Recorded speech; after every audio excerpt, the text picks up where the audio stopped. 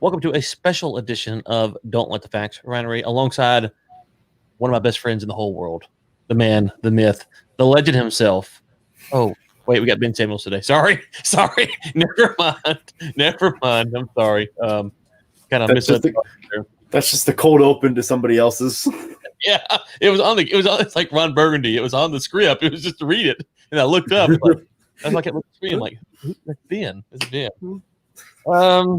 So Ben, we had scheduled today this follow-up conversation. We were talking about two things. One was banking and kind of some of the problems and stuff around that industry, and then two, I was supposed to look up, but you know what happened? Something happened in DC, and I thought I got to get to that, but I got enamored by what's happening in DC. So I think, I'll just say this, and I'll let you kind of respond. I have an article from my newsletter that I was going to release today, and it had to do with democracy and how to fight for the things for democracy.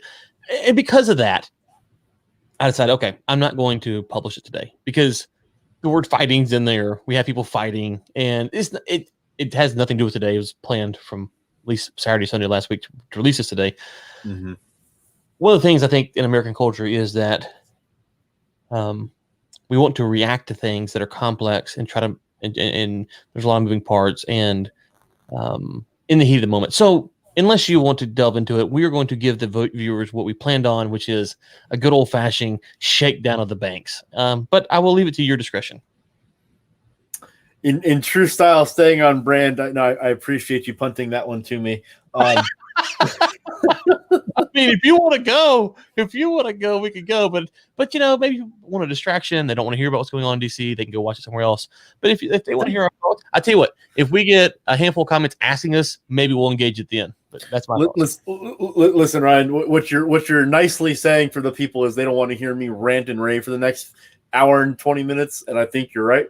So actually, with the topic that we're talking about today, I think I might go off a couple of times, anyways. Yeah, ranting and raving is a given. Yeah, but no, let's go with the on schedule as planned, and see how that goes. So if we do get some vibrant questions about what's going on in DC, we might address those. But I would just say this: just one more thing is that my wife has texted me, and if I don't respond to her, I'll get in trouble. She's probably watching too. So, hey, baby, I love you. That was me being nice. I was vocalizing my love for you to the stream. No, actually, I'm gonna point out that like when he got the text message, he immediately looked down and started answering me. So that's good. You've trained him well. There we go. Okay. So Ben, we were talking on Monday about banking and the problems around banking, and so there's a couple things. First, let's talk about fractional reserve banking. Before we get into Fed monetary policy, investing banking, and IPO, and all the easy stuff, fractional reserve banking. I don't know if me and you've ever actually talked about that offline. What are your thoughts on fractional reserve banking? I don't think it's an abomination. I think it's an abomination that most people don't realize that it's happening to them. So I'll start there and let you kind of wait all. No, it sounds like you've got some thoughts. Why don't you go get? Why don't you launch in? And I think we're going to put you in the driver's seat today. So why don't you get it started? Okay. So fractional reserve banking, more or less, for those who aren't familiar with the term, you go deposit $100 into the bank. They have to keep 10% in the vault, more or less, and they can lend out the other 90% to whomever walks in. So I get $100, I go put it in. Ben wants to go take a loan out for $90. They take my 90, they give it to Ben. Part of the reason we need the FDIC insurance is because of stuff like that. The issue is that, yes, it does make the money go around, and the volatility of the currency is a little bit more rapid that way. The problem is, though, is that, Ben, I should be able to give the bank my money and then them pay me interest to hold it. And if they want to loan it out, then we can negotiate terms. The fractional reserve system removes that from me. So the bank creates wealth off of my money. I get a very small savings portion, and in return, they are making hand over fist because they may have loaned out to you at 15% interest or whatever it is, or 10% interest, and I get like 1% or 2%. And so it creates wealth for someone, just not me, the person who earned the $100. And so that's the main problem I have with it. And it just to be clear, I'm not opposed to it. What I am opposed to is that most banks don't go through this process with you. They don't tell you about it. It's just how the system works. And so people don't realize that their money is actually being stolen from them, more or less. Because if the bank crashes, the FDIC insurance is, wait, who pays for that? FDIC insurance. Me. Mm-hmm. So me, the Fed prints the money. And then it's tricky that way. the Fed prints the money to pay me back the money that I gave the bank that I worked hard to earn. So I think that is, we talk about banks, and I don't necessarily want to blame the banks fully. I will at some point in this podcast multiple times blame them fully. It is the way the legal system allows them to do it and encourages them to do it. And so I think that is one of the biggest sucks on wealth for the average American that we don't know about. To that last point, I mean, the reason the legal system does it is because they're allowed to, but the banks asked to make it that way. So the Foley was like, it's like this. Okay. There are two people on this podcast. Whatever is said is really both of our responsibility. However, at one time you can blame Ben more than Ryan or Ryan more than Ben. However, we are equally responsible because if someone says something false, the other one is kind of supposed to catch it. In this case, good Lord. Don't let the facts. Right. There it is. Sorry. No, there we go. We got there twice. Anyway, so I think the fractional reserve banking is one of the biggest money sucks ways that people are stolen from. They don't even realize. What are your thoughts? Yeah, no, I'm. It's interesting. I think that there's an argument pro and con. So I'm going to address it in a different way. I think that the sheer ridiculous $billions of dollars in profit that the banks leech off of the system and out of the market on a yearly basis is sickening. And I think that there needs to be serious regulation or serious restructuring, because I'm not one to advocate for regulation, but in our current construct, that regulation seems to be the answer. So some sort of reining in of this perverse power that the banking system has over every single market across the world. Really, it's not even just isolated domestically.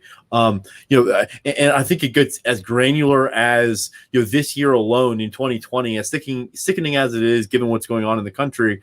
The top 10. I just read a report. I think it was this morning or yesterday. The top 10 banks in the domestic market are going to earn somewhere between $30 and $36 billion in overdraft fees off people just in 2020. And I think some things of that nature. I mean, like that you're talking about by definition people that that money could have gone to paying rent or paying bills, and $35 at a time adds up pretty quick when you're in that sort of situation.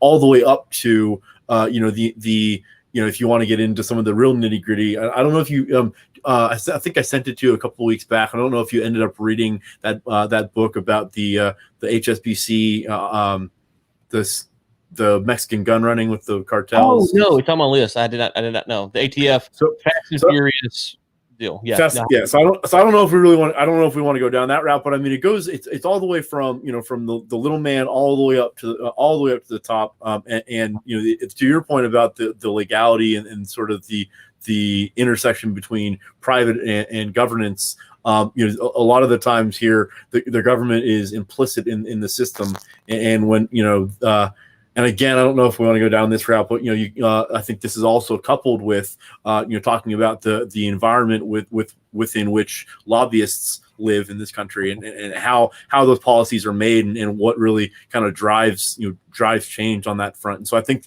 I didn't answer your question about fractional reserve banking, but when I talk about, or when you ask me that question, those are some of the things that I think about in the concept, in the construct of, I'm not necessarily a negative on fractional reserve banking per se as a policy. I think there's other things that can be reined in or done to kind of mitigate that risk. Because at the same time, I don't think you're going to get into an environment where I don't think you really want a scenario where I go to the bank and I give them $1,000 and they just keep that $1,000, just keep accruing the cash. And when I want my $1,000 back, I can get it back. I mean, I don't think the model is 100%, just liquid, right? Well, and so, yeah, let me just tease it out. So I'm not saying that so what I'm proposing is a couple things. First off, to your point about some of these topics that I would love to get into, to show someone that there's something bad going on, right? You could talk about Fast and Furious, or you could talk about the Fed, which I like to rail on a lot. People kind of go, oh, okay, yeah. But when you start saying they're actually taking your money and they're making money off of it and they're not allowing you to, that hits home, right? It's like the overdraft stuff. That hits home. So the reason I like to talk about fractional reserve banking is because everyone has a savings account.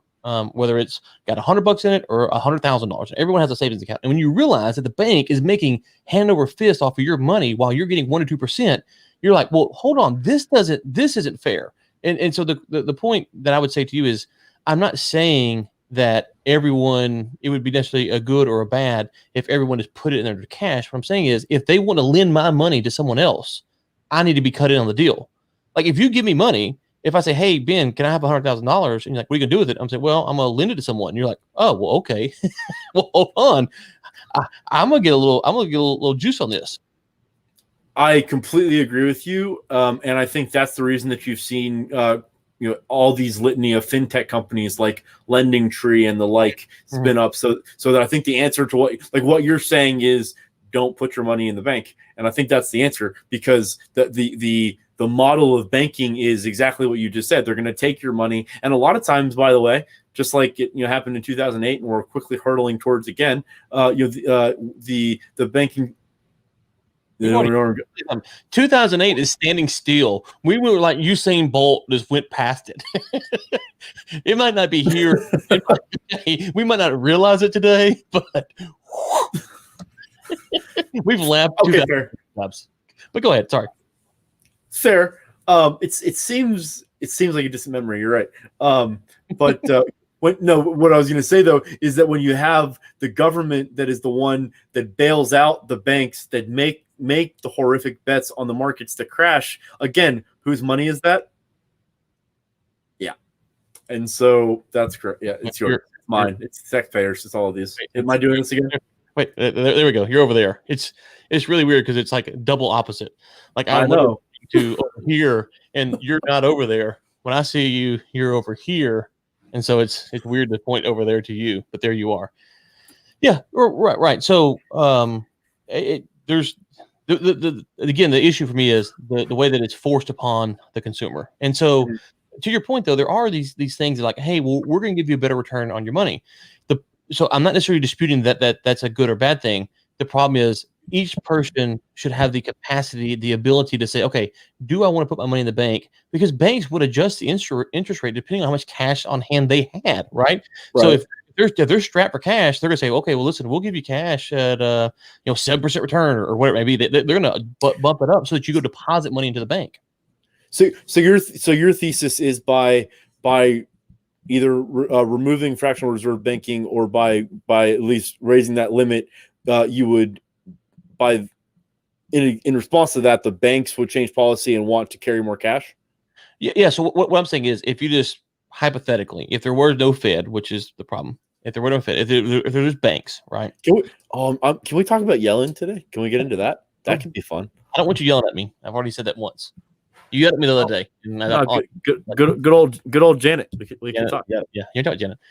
So let's just, if me and you started a bank, right, and we weren't an FDIC insured bank, right? Mm-hmm. The first thing we've got to do is make sure that we have the cash on hand. That if our customers come calling for it, we have to give it back out to them, right? So that's the first thing we got to do: cash on hand. Okay, so that means if the first day we come, we get $1 million worth of deposits, and no one says anything, then we have to have $1 million cash on hand. Now we can maybe put that in money market account somewhere else, or the stock market, or something that's kind of safe to get us a little bit of money, but we're kind of stuck there now. Day two, someone comes in and says, I want to borrow a house. I want to buy a house. I need to borrow $100,000. Yeah, I'll borrow a house. That'd be nice. I want to buy a house for $100,000. You're like, okay, we got $1 million. That'd be okay.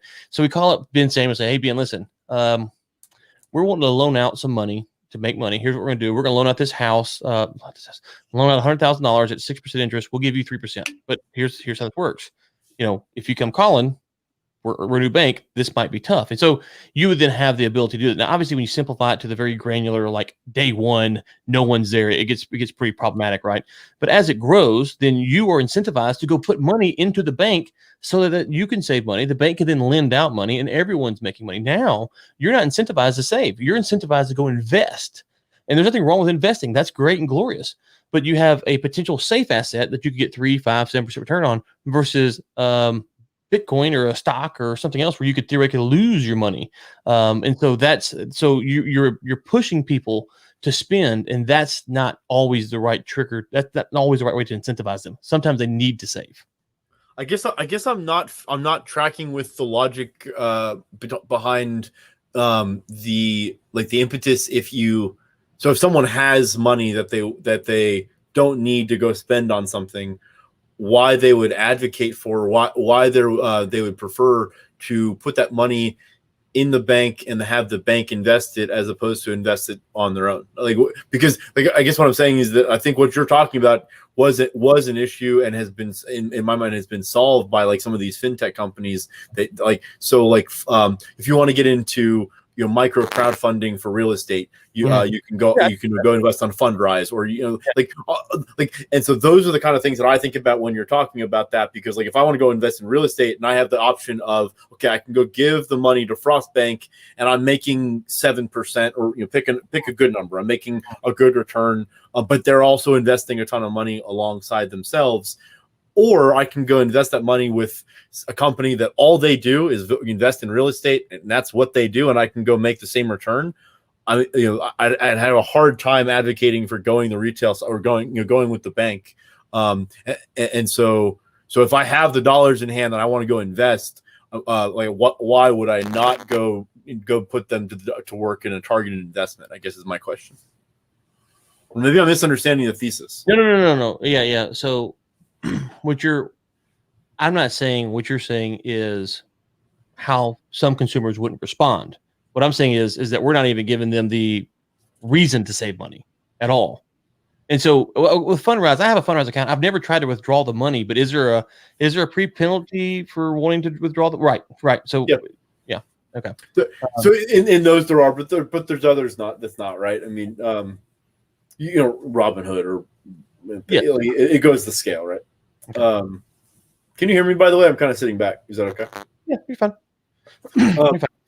But that's fine. Let's still spend an hour on fractional reserve banking. And that's just the core thesis is that it's being forced upon the consumers. The consumers are the one that has to bail it out if it fails, and no one even knows about it. So when you start there and you say that it literally impacts every person who runs a bank, who has access to a bank, and those who don't, because they're taxpayers too.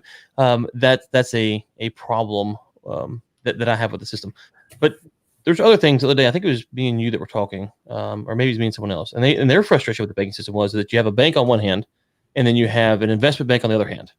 Okay, and then you have this kind of consulting suite service in the middle, and it's like, well, which one are you? And I've got a feeling you have a problem with some of that as well. Yeah, a little bit. Well, I want you to start though. I'm gonna let you. I don't actually have a problem with it. I don't actually have a problem with it. So I'm curious your thoughts. What am I missing? I'm not saying I'm not. Listen, I'm not saying that what they're doing is right. I'm saying at face value, it doesn't strike me as problematic. So I'll say it like this: if you had an engineering firm and a firm that made concrete, I could see how an engineering firm could overestimate the concrete to sell more concrete. But I'm not saying that's what they're going to do either. So what's the conflict of interest from your standpoint when these groups merge? Oh, maybe I misunderstood. Maybe I misunderstood the question. I thought you were talking about when there's, because a lot of, so once your money is taken out of the system, once the bank has the money and they're now investing on their own dollars, it becomes. So going back to my example in 2008, and to a degree, it's still the same today. It becomes an aggressive game of hot potato behind the curtain, right? Because there's a lot of these packaged, these mortgage securities and these other packaged, assets that are very, very high risk. And at some point, it's basically like a legalized Ponzi scheme, just in mass scale. That's sort of just like this revolving line of credit. That the bet is. The system will never run out of money, and the system will always be liquid. And if the system is always liquid, you can continue playing the shell game forever. But if we actually run into a true liquidity shortage event, which I can make an argument for pretty easily, no, or are we not going there? Yeah, it's like 2008. We've blown past it. Like, yeah, pretty easy. No, but I mean an unrecoverable one. But yes, I mean I mean one that would be like the fault. The the last one. Armageddon by Ben Samuel. I should have named it Armageddon. I didn't know. I think we already entitled that one, which is probably certainly on brand. I think that was like the second one out. Zombie apocalypse. But no, but what I was thinking about when you were talking about is that so going back to like what you and I do, or what I do in the energy space, every layer of broker or every layer of like individual in the middle there adds more risk, adds more complexity, adds more work, adds more risk, etc. Right? And so when you talk about the investment banks and the banks joining hips, they have both very, very different motives. They're doing it for different reasons. They have different metrics that they're trying to hit. And so when those two things get together, what's lost in the shuffle there is who? It's whose money it is, right? And yes, exactly. Where do they get the money from? What's that? Where are they getting this money from? It's the greatest Ponzi scheme like shell game ever. I mean, it's well, hold on. This is important though. They get it from two places, right? Primarily. They get it from the low interest rates from the Fed. A lot of people don't know that. The Fed will give them low interest rate loans, which is, again, from me and you. The Fed gives them at low interest rates because they own part of the Fed. It's a weird deal, but they're quasi-Fed private deals. Listen, the Fed is the most socialistic thing America does. Okay. What's the saying about like if you have like 10 people try to put together a horse or whatever, it turns into a Frankenstein or like Sure. I thought you were gonna help me there. Never mind. No, I think what we're talking about is that this thing has morphed over so many years through so many different policy changes and socioeconomic changes for the country that like the policy now. I don't think there's anyone that would actually sit there and say that the banking regulation policy in this country now is sound or working or effective. I really don't. But at the same time, it's figuring out sort of what the actual path forward to the remedy is. And so when you say some of these things, I'm curious, in your mind, what are some action steps or what are some things that are at least somewhat realistic in the bounds of reality that could happen that you think could kind of bring us back to center here? Well, I mean, I want to say in the Fed. That's not practical, right? And that's your point. I mean, well, if you want to, but if you want to talk about that for a second, like, is it practical? No, but I think that they're. Let me just say this: audit the Fed. Just audit the Fed. You have a better chance of ending the Fed than auditing the Fed. Exactly. I was trying to be practical. But that's the point. Like, that's the point. You can't even audit them. Like, I probably shouldn't have said that on that's okay. No, I think it was Ron Paul wanted to audit them, and they're like, "No, we're good. No, thanks. We're good. No. Thanks for the offer, but no, barked up the wrong tree." No, you can't even audit the suckers unless. And then if you did, who's going to check it? Like, so you're right. You've got a better chance of ending it than you actually have a better chance of auditing it because you could get enough congressional support if the population at large was mad and pounding their congressmen and senators and stuff like that. They could have a congressional hearing and request an audit. I don't know if it'd be valid or not, but they could at least do that. We couldn't even get an audit of the president's tax returns, and you want to audit the Fed? Whoa, hold on. We are pro-Trump CPA on the show. Don't you watch your mouth? Watch your mouth. I am pro-Trump CPA. Let me say it right now. I am pro-Donald Trump's CPA. Whoever he or she or the team of them are, please call me. Please. So at first I thought you said pro-Trump CCP, and that's a whole different statement. I did China earlier today. That's a whole different. But no, we are absolutely. Again, we said it last week or a couple weeks ago. If you have the phone number, please, yes, we'll cut you in. We'll give you a little bit of that money, tax free, under the table. I mean, not on the table, but no, but so going back to, but so, I mean, so again, is ending the Fed realistic? No, but I do think to a degree, if some of the the drastic winds of change that I think could happen here, and I'm not talking about the next 5-10 years, but in the sort of longer term, I do think if it's going to come to a head, and I think that one of the first things to be attacked, and one of the first things to potentially change drastically is going to be the Fed structure, because if you're really trying to affect change. If you really try to, if there was really a movement to change from like the real bootstraps ground up this country, kind of a citizen revolt, I think the first thing that would be gone after is the fiduciary system. Do you agree? Okay. What's the if then that? If the Fed ends and the fiduciaries goes? Is that what you're saying? No, I'm not saying necessarily about that. But I mean, if you take control of the money, the rest of it falls apart, right? Oh, and so if you go after the money, and you go after the people in power of the money, like you now control the system, right. And that's the construct, right? Because like if you go after the government, okay, so now you own the government, but the money still owns you, right? It's the money is the master.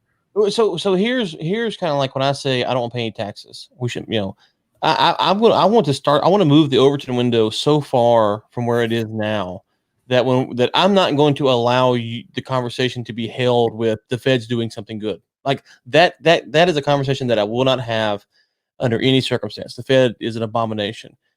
If I was being serious for a moment, you said, should we end the Fed today? No, we could not handle the economic downfall of that. When I'm saying in the Fed, now I'm not saying there's not a point in the future where we shouldn't end it. I'm saying that people have to start asking questions. Why do we have the Fed? Why can't we audit the Fed? Why are the banks getting loans from the Fed and then loaning out to me at a higher rate? That's what happens. People don't realize this. The Fed will give Chase a 1% loan, and then they loan out to me for 5-10% or whatever it is.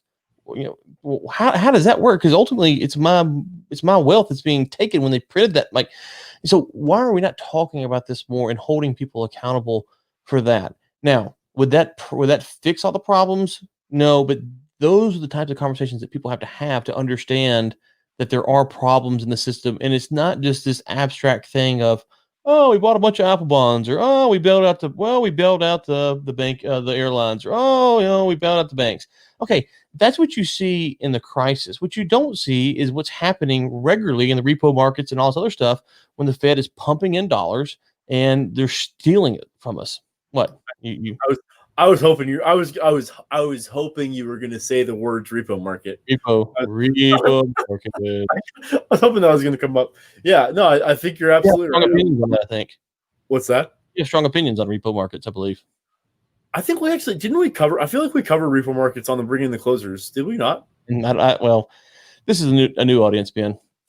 That's true. This is true.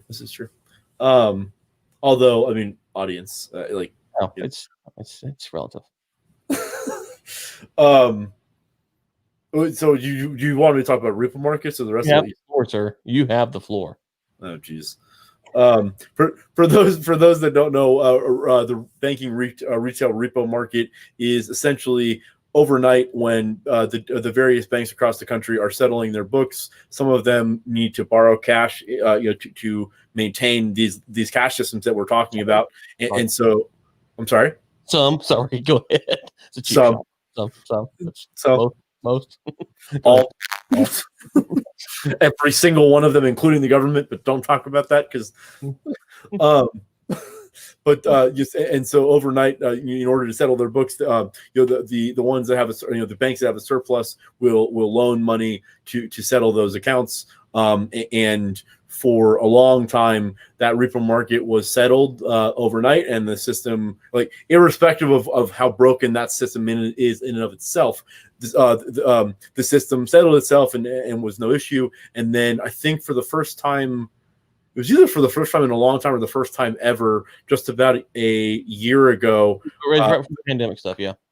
Yeah, it was before the pandemic. I think it was like in October of last year. I think it was. It's been within 6 months, give or take, of the pandemic. Yeah. It's been in the last 15, 18 months. I think it was for the first time ever, the Fed actually had to step in and loan the money to the system because the banks in the system were so nervous about the amount of cash on the street that they would not loan the money to the other banks. And so the Fed actually had to come in and bail the system out in live time. Had to bail the system out in live time to settle those accounts and settle those books. And while that may seem like a small deal, if the banks cannot settle their books, or if you go, what that means is if one of those banks was not able to settle their books and get the cash on hand, it may have been the next day someone goes to the bank, tries to withdraw $1,000, and the bank says, "We do not have the money for you," and that would be that would certainly have. What's that? Fractional reserve banking. Go ahead. Yeah, there it is. Yeah. And that would have a massive deterioration of the trust in the system to an epic degree. And so, yeah, those are some of my thoughts. What do you think? Well, and again, the Fed gives the money to the bank, low interest rate or maybe no interest rate, is passed down to settle their books, and then it's passed on to the consumer at a higher interest rate. And so, when you talk about the wealth disparity or the wealth gap, or how you want to phrase that term, part of the problem is baked into the system. So there are things that are happening. I'm not saying that JP Morgan, JP, what's the guy that you hated, Chase? Diamond. Jamie Dimon. Jamie Dimon. I'm not saying that like Diamond and those guys don't understand necessarily what's going on. They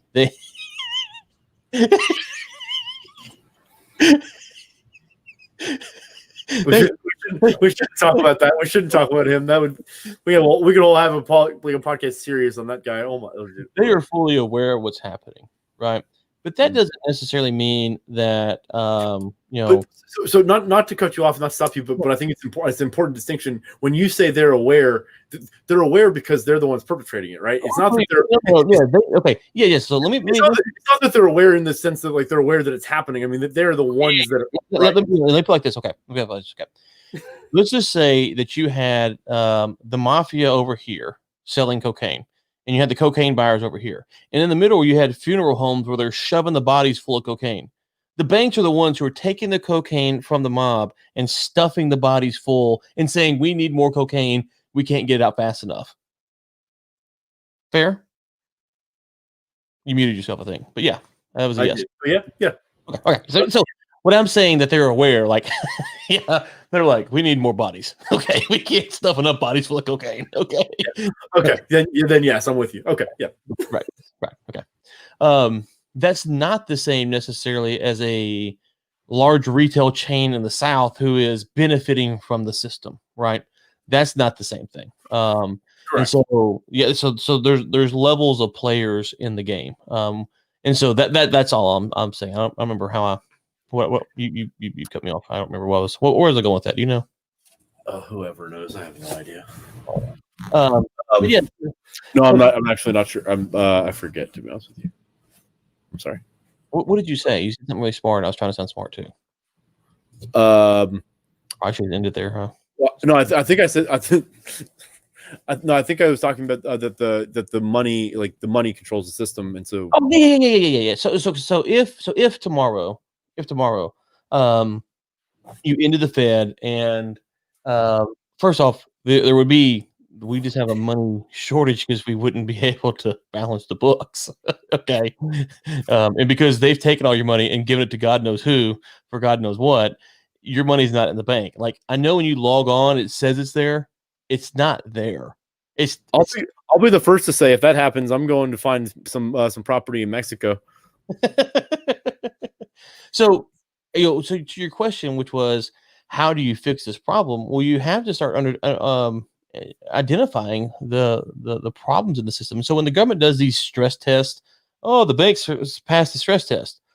All that means is that they feel like they could print enough money and we wouldn't lose our mind over it, more or less. Like that's more or less what it means.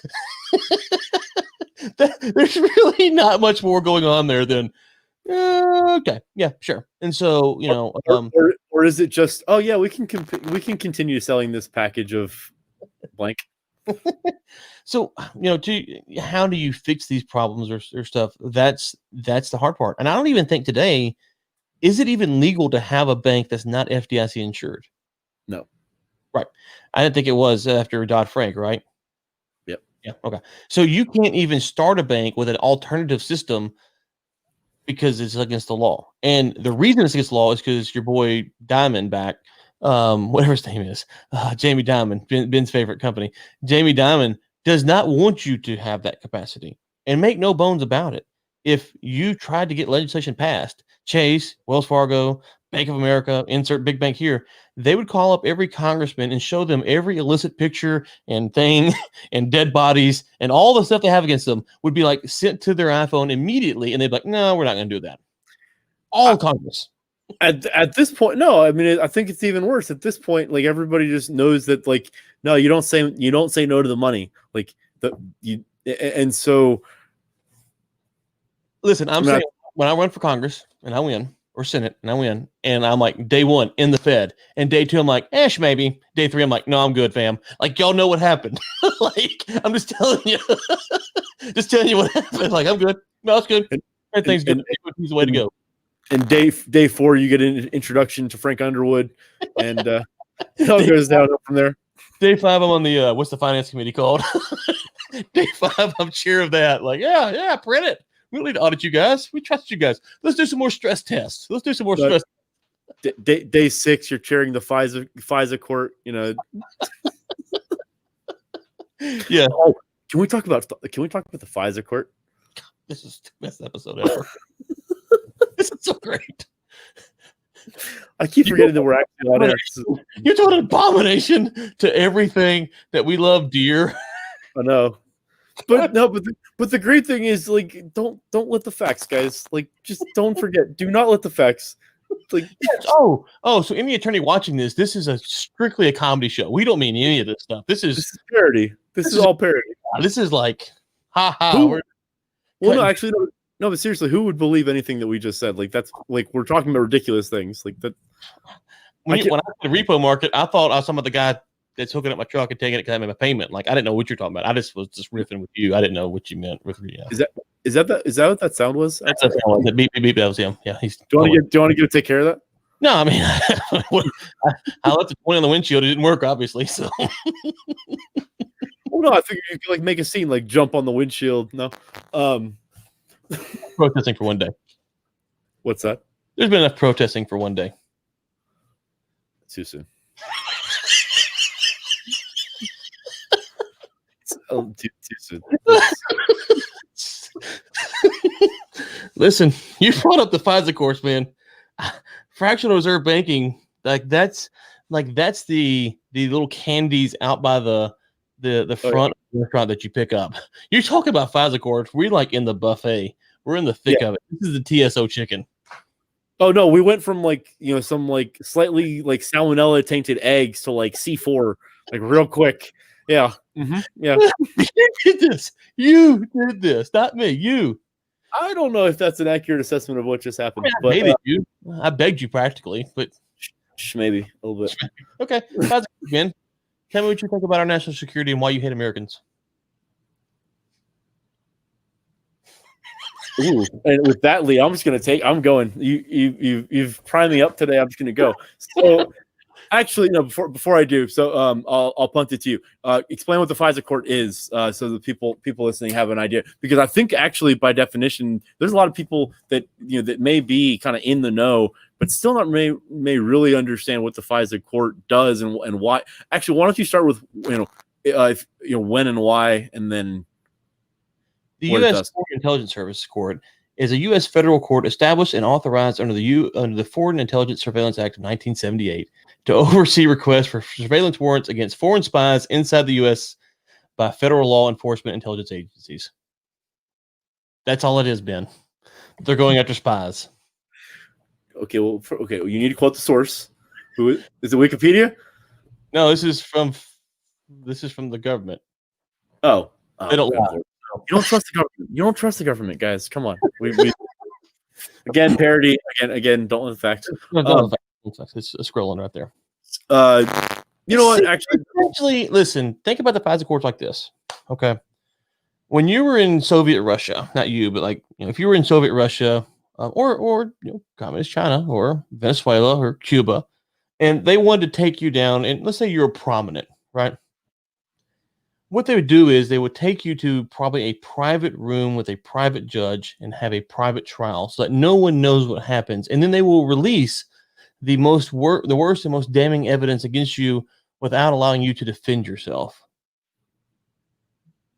Close enough for what we're talking about today? So not only are you not allowed to defend yourself, you actually, yes. So I'm gonna go in a different direction. So I think that I'm sorry. You've been twice. You've been twice at the FISA courts. Yeah, there's a third one on the docket. It's a whole thing. It's 2020. It's a whole deal. So the FISA court was enacted in 1978. And so it's been around for about 40 years. Today, it runs relatively autonomously. There is no check mechanism. There is no authority other than them. There is no appeal process. It is a. Since we're talking about it, I'm sorry. Go ahead. Who do we think for that? I'm not. Go ahead. You can. Who do we think for it, Ito? Why don't you share with the class? W. Bush and the Patriots. Yeah, that's correct. So that was this is a fallout of, or I shouldn't say fallout. This is a ramification of 9/11, and was arguably a political football that was used to advance an agenda. That's a whole different conversation. Sorry, it's not arguable. It's a fact, but okay. Parody. Don't let the facts. I'm trying here. I really am. So what I was going to say though is the FISA court is, in my opinion, one of the most fundamentally un-American things that exists on the planet today. In existence, it's unfathomable to me because there truly is. Like I said, there's no check mechanism, no appeal whatsoever. The court operates outside of the law, and then when you talk about the burden of proof and what actually needs to happen in court to win, the FISA court has been in existence for 40 years, and I don't know the number, so I'm not going to say a number, but I believe the number of cases that they have been ruled against in, or that have been ruled the other direction is, I think it's like happened twice. Yeah, I think it doesn't happen. Yeah, for perspective, and I don't think this is a stretch here. The stuff that they went to the FISA court with on Trump for the Russia stuff, originally the Steele dossier, there is very little chance in a regular court that would have ever been brought out to the light of day because it couldn't have been held up to scrutiny. Never. Right. And that's the thing. The burden of proof of liability, of like burden of proving the case, is basically the government makes whatever case they want to make, and then the FISA court puts a stamp on it. Right, because it's under the guise of national security. Therefore, the FBI, which again, the FBI has never done anything wrong, so we should trust them 100% of the time.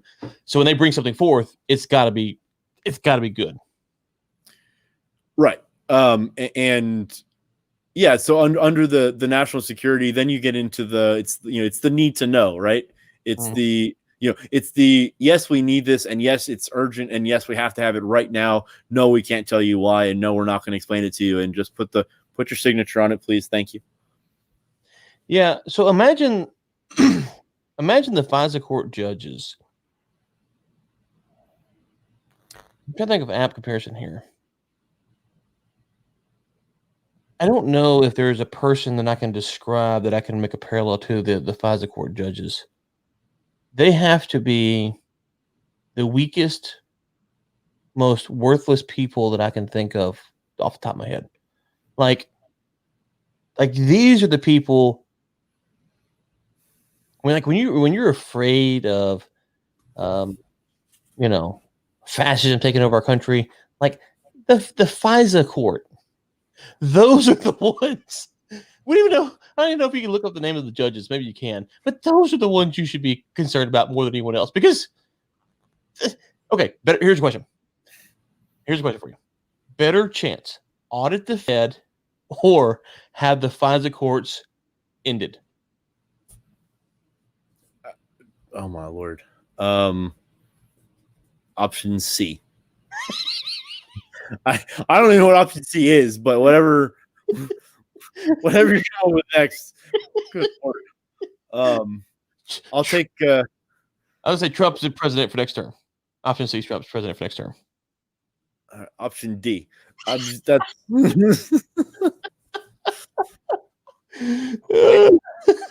it's I was thinking that today, and we talked about it enough on this podcast, and I know enough off air. We don't have to really dwell on it, but I think it's somewhat fascinating to me, and fascinating is probably a really poor choice of words there, but it's something fascinating to me that there seems to still be a very fervent. Why are you staring at me like that? Oh, sorry, I was looking at the camera. I was trying to see what's. I thought you were trying to look. I thought you were trying to do something to me. I was like, I don't understand what you're doing. No, but it seems it's interesting to me and fascinating that they're even today, right now, as we sit in January. What is it? January 10th, January 6th.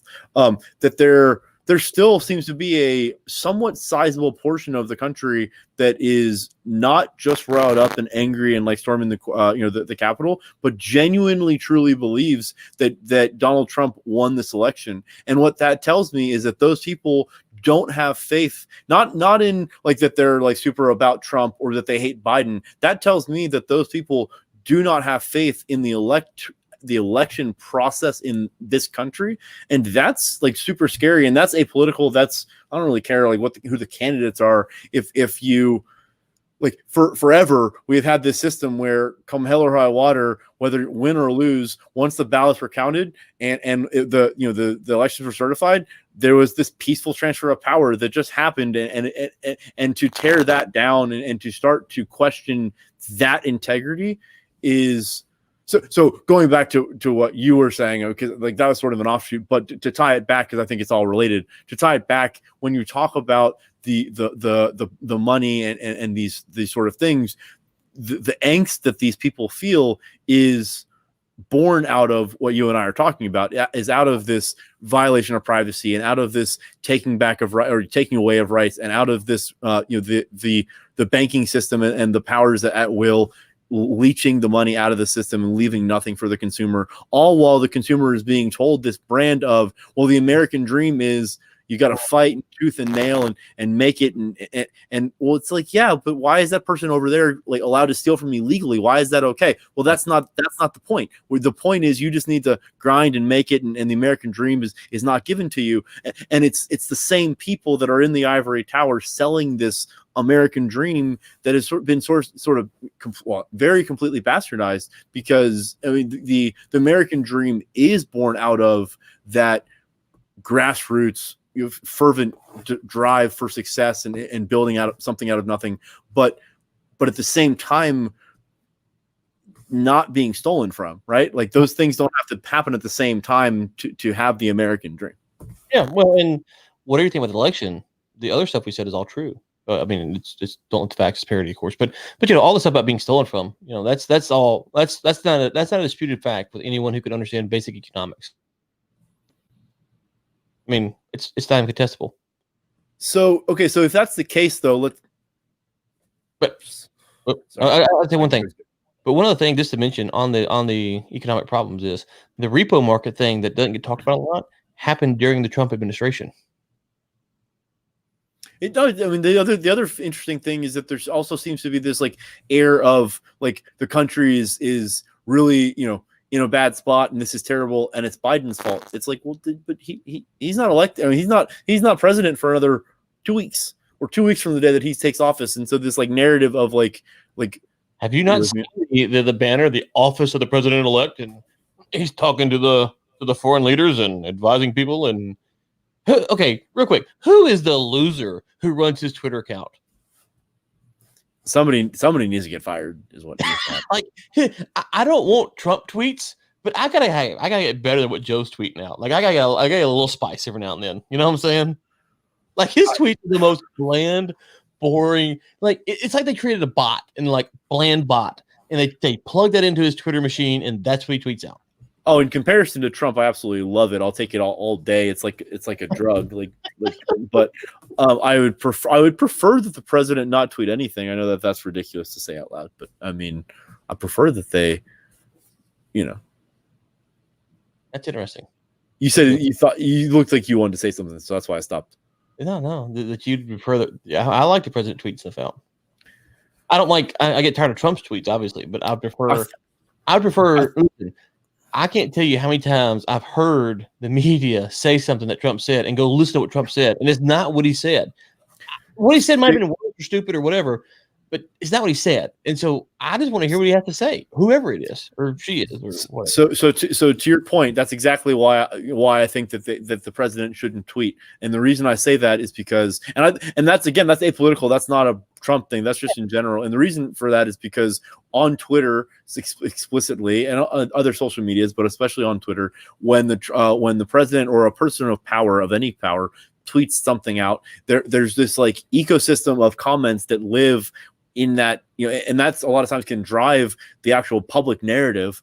If there's some like real force and kind of a cogent movement in one direction, and by giving that sort of voice a platform, I think it does a disservice, as opposed to, like, to your point, I think that listening to what the president has to say and listening to what his administration and people that he's talking to and about have to say is really important. And so rather than the president tweeting something out, listen to the press sec give their conference, right, and engage with the firsthand accounts, as opposed to I think that so in context of what happens in the after the president tweets something, then there's whatever 10,000 comments on it. The president was one of those 10,000 comments, right? And so like by like sort of just the numbers game, his comment or where it started can get easily bastardized and that narrative change. And as the media machine that we live in with the news, that happens very quickly and very easily. And so to kind of quiet that, which I think would have a direct impact on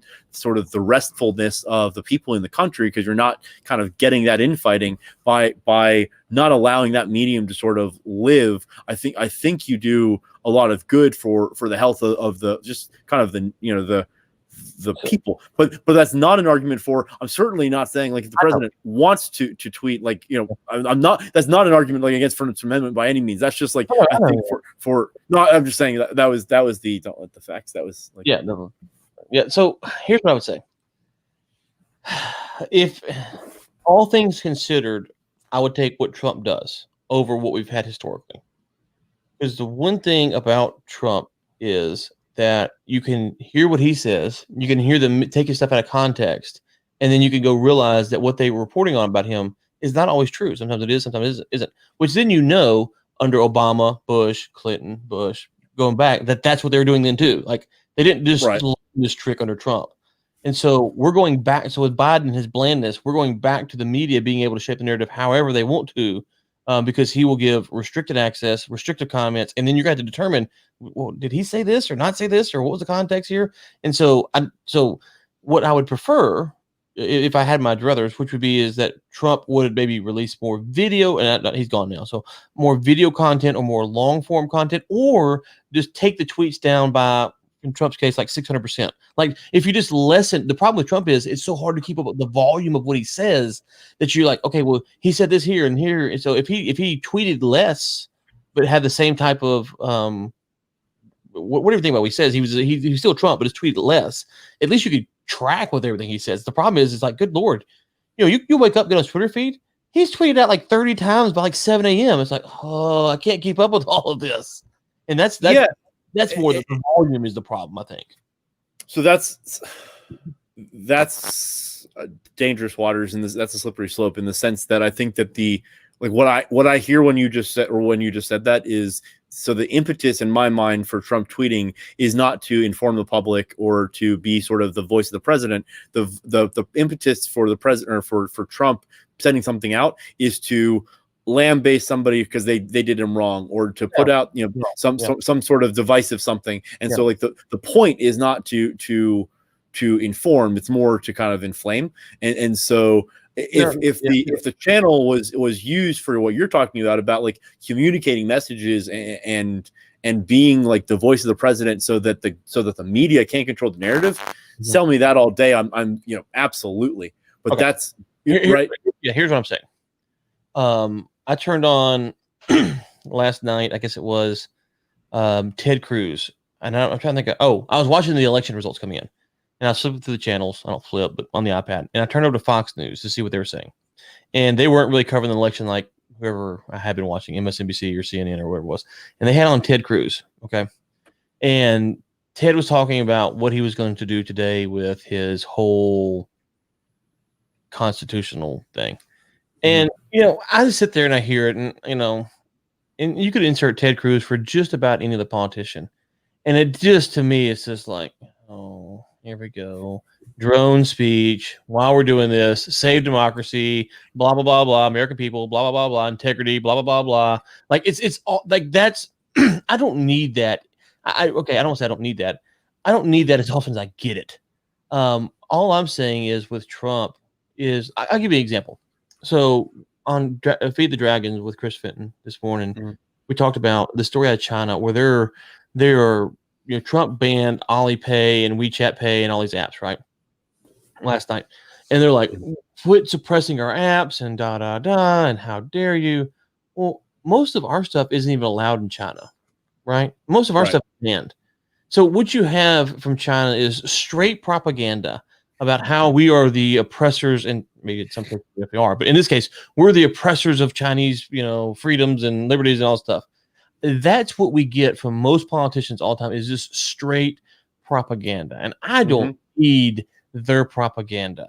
So I don't want Trump, when Trump came out and called the old man who got knocked over in Buffalo a potential Antifa antagonizer, it's like, have you lost your cotton picking mind, Donald?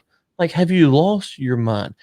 Now, the reason and I'm gonna say this, you're probably gonna let me finish.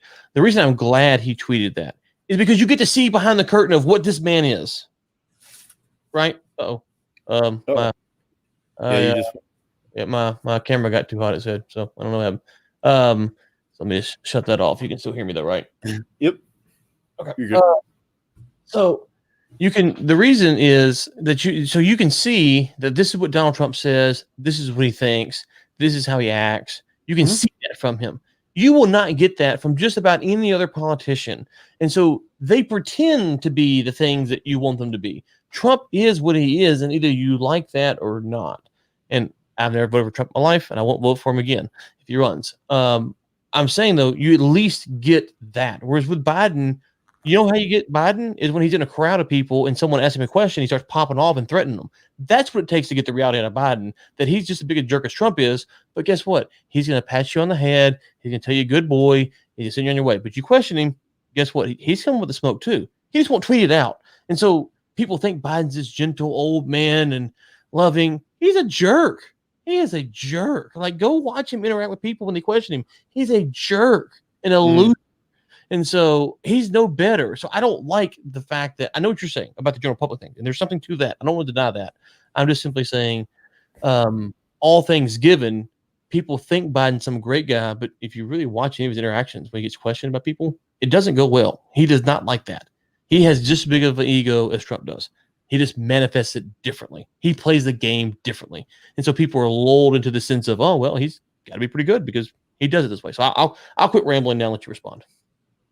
No, I think those are all good points, and I completely agree with what you said. I guess I'm looking at that more of kind of pointing back to what I said before. I mean, I'm looking at it more of I think the easier way to control that narrative and get that information and maybe. I mean, like I was saying before about how the comments sort of control the narrative. If you step away from that, I mean, I think there's still a way for the president to be the voice. I guess I'm just not entirely sure that Twitter.com needs to be the place where the thoughts of the president live in real time. Like, I feel like there's a better way to do that.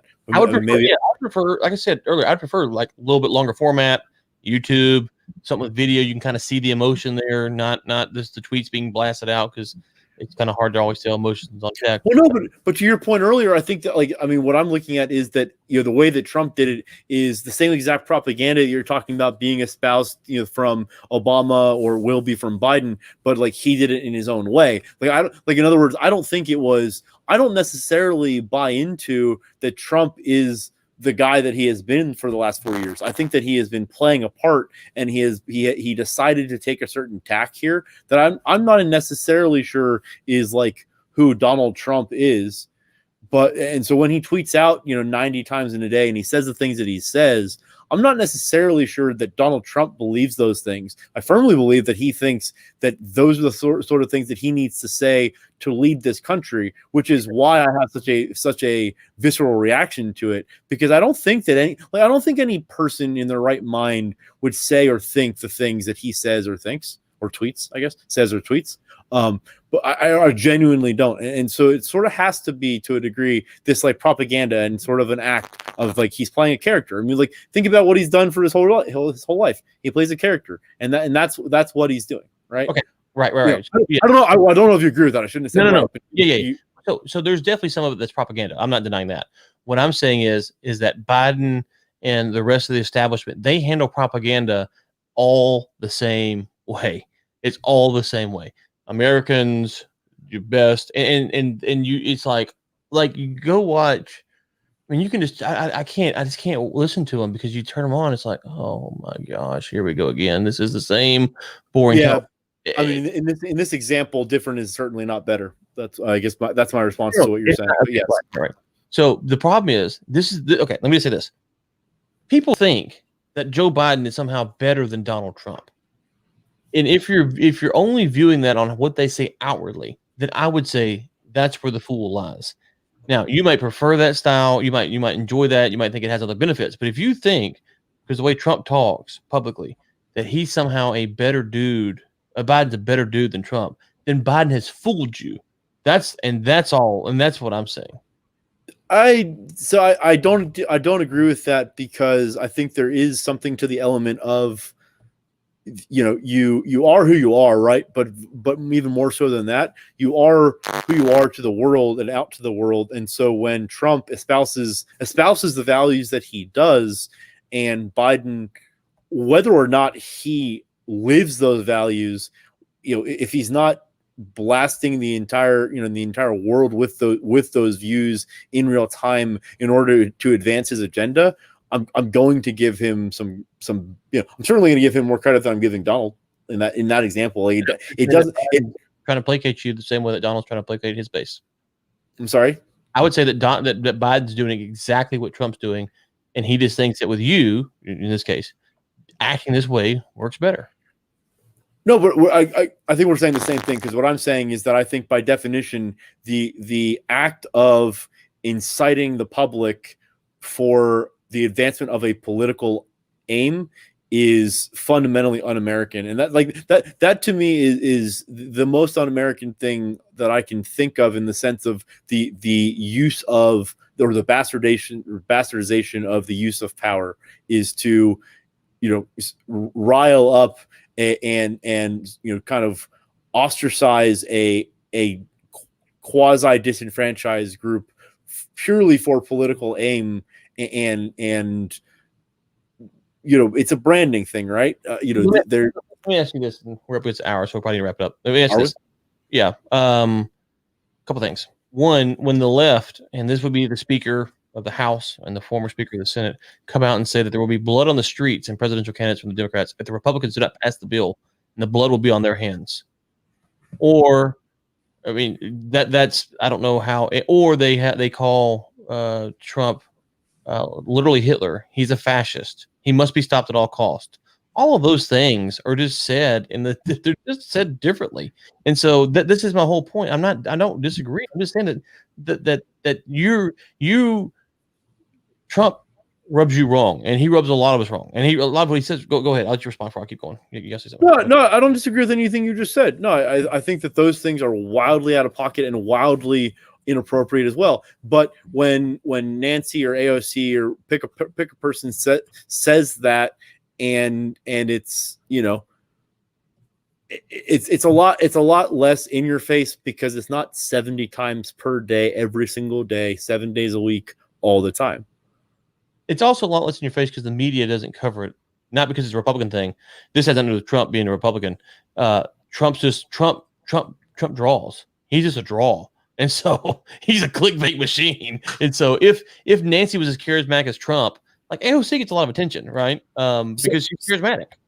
So bringing it back for a second, and I'm probably going to say something here and be like, hey, we have to have a podcast tomorrow because we have to talk about that. But thank you. No, so what you're talking about is sort of for the sake of time and for the sake of argument, what you're talking about is sort of the status quo of just how it is and how it runs, and through that status quo, we have run this country for a pretty long time and to varying degrees of success, but it is run effectively and it's continued to run and etc. Right. Other than like in times of war, so civil war, etc. And so there's certainly been times of actual angst and combat, etc.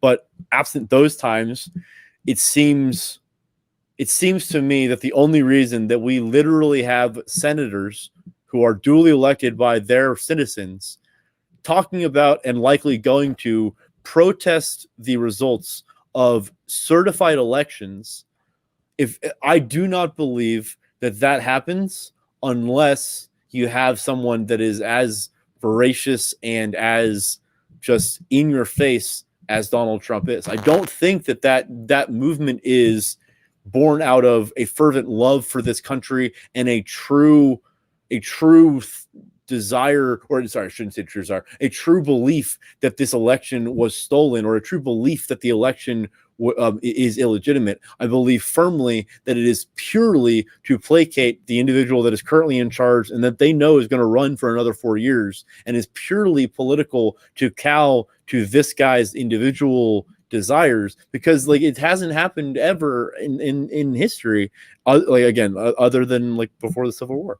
And so like that's why I say it that way, because there's a status quo here that the status quo certainly doesn't work. And yes, is there are there Frank Underwoods all in the, are like most of the government Frank Underwoods? Like, yes, that's not the argument. That's not the argument I'm making.